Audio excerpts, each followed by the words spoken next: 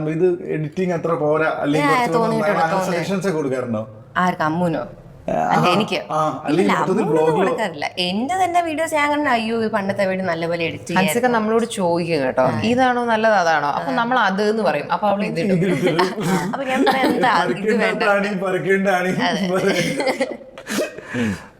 ശരിക്കും നിങ്ങളൊരു ട്രിപ്പ് പോവാന്ന് പറഞ്ഞാൽ ഇപ്പൊ ഷാജി കൈലാസിന്റെ സൗണ്ട് ഓഫ് ദി ബൂട്ട് എന്ന് പറയുന്ന മൂവി ഉണ്ട്. അപ്പൊ ഇതിനകത്ത് ചാപ്റ്റർ വൈസ് കഥ പറയുന്നത്. ഇതിപ്പോ ഒരാൾ പറയും PC ഹരിക്കുട്ടൻ,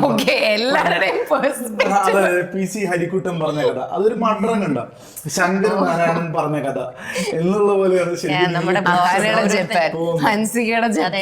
നിങ്ങൾ എന്താ ഒരു സ്ഥലത്തല്ലേ ഒരു ബ്ലോഗ് പോര്, നമുക്ക് 6 ചാനൽ ഉണ്ടായിപ്പോ എന്ത് ചെയ്യാൻ. പിന്നെ നമ്മുടെ ഓരോരുത്തരുടെ ചാനലും ബേസിക്കലി ഇപ്പം ജസ്റ്റ് ലൈക്ക് നമ്മുടെ ഇൻസ്റ്റഗ്രാം അക്കൗണ്ട് നമ്മൾ കാണുന്ന പോലെ തന്നെയാണ് നമ്മുടെ യൂട്യൂബ് അക്കൗണ്ട് കാണുന്നത്. അല്ലാതെ നമ്മൾ നമ്മുടെ യൂട്യൂബ് ചാനലിനെ ഒരു ലോകം മൊത്തം കാണുന്ന ബ്രോഡ്കാസ്റ്റിംഗ് ചാനൽ അങ്ങനെയല്ല കാണുന്നത്.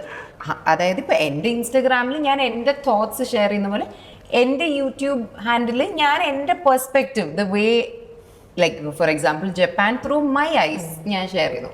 അതേപോലെ ഹൻസികയുടെ ചാനലിൽ ഹൻസികയുടെ പെർസ്പെക്റ്റീവ് ഇടുന്നു. നമ്മൾ അതിനെ ഇത്രയായിട്ടാണ് കാണുന്നത്. ഉറപ്പായിട്ടും. പക്ഷെ ഇതെങ്ങനെ കൂട്ടിയിടിക്കുക നിങ്ങൾ കൊണ്ടുപോകും? ഐ മീൻ അങ്ങനെയല്ല, ഇപ്പൊ ഒരു മൾട്ടി ക്യാം ഷൂട്ട് പോലെയാണ് ശരിക്കും പറഞ്ഞാൽ അവിടെ നടക്കുന്നത്. ആരാദ്യം തുടങ്ങും? അങ്ങനെയൊന്നുമില്ല. നമ്മളിത് സ്ഥിരമായിട്ട് ചെയ്യുന്നുണ്ട്. We are all very comfortable. ഇപ്പൊ ഒരു എവിടെയെങ്കിലും ഇപ്പൊ ഈ ഫാമിലിയിൽ എല്ലാവരും തന്നെ ഒരുമിച്ച് ഒരു സ്പേസിൽ ഉണ്ടാവുക, ബ്ലോഗുകൾ ഷൂട്ട് ചെയ്യപ്പെടുക, ഉറപ്പായിട്ടും നിങ്ങൾ തന്നെയാണ് ഡിഫൈൻ ചെയ്യുന്നത്, അല്ലെങ്കിൽ നിങ്ങളുടെ ചോയ്സാണ് എന്താണ് ഓഡിയൻസ് കാണേണ്ടത് എന്നുള്ളത്. എങ്ങനെയായിരിക്കും അതിനെ നിങ്ങൾ തരം തിരിക്കുക? ഈ ഒരു ഇപ്പോൾ പബ്ലിക് ആക്കേണ്ടത് അല്ലെങ്കിൽ പ്രൈവറ്റ് ആക്കി വെക്കേണ്ടത് എന്നുണ്ട്.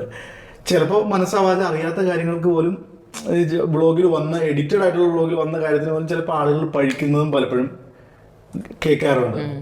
അതിപ്പോൾ എനിക്ക് പേഴ്സണലി അങ്ങനത്തെ, കാരണം ഞാൻ അത്രയും ശ്രദ്ധിച്ച്, കാരണം ഇപ്പം ഒരു ട്രാവൽ വ്ളോഗ് ആണെങ്കിൽ I will just document all my experiences and then തിരിച്ചൊക്കെ വന്നിട്ട് ഞാൻ അതിരുന്ന് എഡിറ്റ് ചെയ്യും. അപ്പം എഡിറ്റ് ചെയ്യുമ്പോൾ ആ ഒരു എഡിറ്റ് നറേറ്റീവിന് സൂട്ട് ആവുന്ന പോലത്തെ സാധനങ്ങൾ, അതിലിപ്പം വേണ്ടാന്ന് പറഞ്ഞ് കട്ട് ചെയ്ത് കളയുന്ന ചിലപ്പോൾ എനിക്ക് എന്തെങ്കിലും ലാഗ് തോന്നുന്നതോ അല്ലെങ്കിൽ ആവശ്യമില്ല എന്ന് തോന്നുന്നതോ ആയിട്ടുള്ള ഫുട്ടേജസ് ആയിരിക്കും. അപ്പം ഞാൻ യൂഷ്വലി ഇപ്പോൾ എൻ്റെ വ്ളോഗ്സിനെ, എൻ്റെ ട്രാവൽ വ്ളോഗ്സിനെയൊക്കെ ഞാനൊരു കുഞ്ഞു സിനിമ പോലെയാണ് ഞാനതിനെ കാണുന്നത്.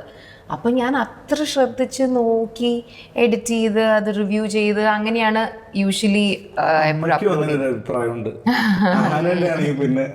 അപ്പം എനിക്കങ്ങനെ വേണ്ടാത്തതൊന്നും ഇട്ട് വന്നിട്ടുള്ള എക്സ്പീരിയൻസ് എനിക്കധികം വന്നിട്ടില്ല.